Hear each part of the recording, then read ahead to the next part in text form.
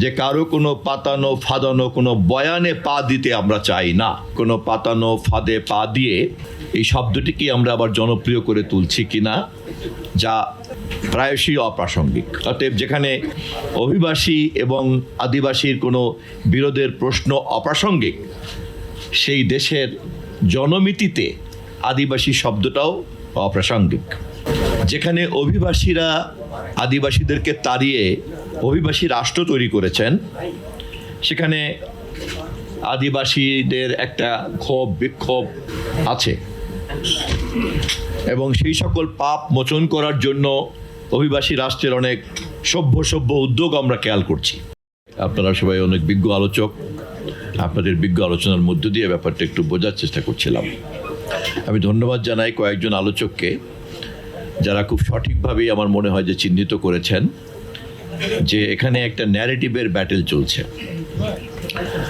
এবং যেই কনটেক্সটকে সামনে রেখে এই আদিবাসী প্রসঙ্গটি আইএলও তার কনভেনশনে উত্থাপন করেছে, আর আমাদের দেশের যে কনটেক্সট তার মধ্যে কিন্তু আমি কোনো মিল খুঁজে পাই না। এটা আপনি বলেছেন ইতিমধ্যে,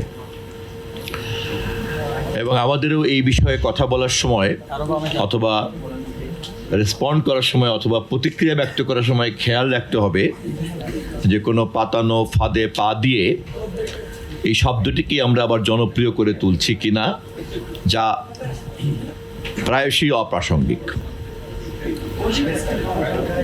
যেখানে অভিবাসীরা আদিবাসীদেরকে তাড়িয়ে অভিবাসী রাষ্ট্র তৈরি করেছেন, সেখানে আদিবাসীদের একটা ক্ষোভ বিক্ষোভ আছে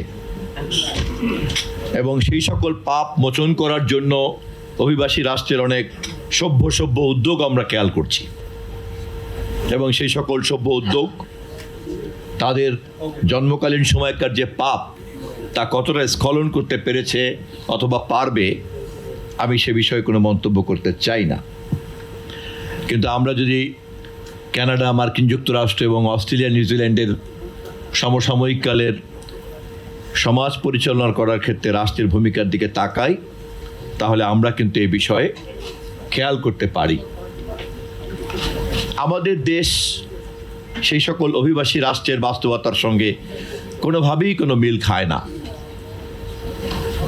অতএব যেখানে অভিবাসী এবং আদিবাসীর কোনো বিরোধের প্রশ্ন অপ্রাসঙ্গিক, সেই দেশের জনমিতিতে আদিবাসী শব্দটাও অপ্রাসঙ্গিক। এবং আজকে Chittagong hill tracts research foundation অত্যন্ত সঠিকভাবেই ব্যানারে বলেছেন, indigenous identity is irrelevant for Bangladesh. আমি তাদের এই মোশনকে সাপোর্ট করি এবং আমি মনে করি এটা অত্যন্ত সঠিক। অতএব আলোচনা এটা নয় যে কে আদিবাসী আর কে আদিবাসী না, আলোচনা হচ্ছে এটা যে আমাদের দেশে যেহেতু কোনো অভিবাসী এসে দখল করে নাই, আমরা আমাদের দেশের অ্যানথ্রোপোলজিক্যাল ইভলিউশনের মধ্য দিয়ে আমাদের জাতি গঠিত হয়েছে। একটা নৃতাত্ত্বিক বিবর্তনের ধারায় আমরা এই জাতি জন্ম নিয়েছি। এখানে নৃবিজ্ঞান বলে যে আমরা অস্ট্রোয়ানরা এখানে আসছি, আমরা দ্রাবিড়রা এখানে ছিলাম, আমরা মঙ্গোলিয়ানরা এখানে ছিলাম এবং এর সংমিশ্রণের মধ্য দিয়ে হাজার বছর ধরে এখানে তৈরি হয়েছে, পরে এরিয়ানরা আসছে।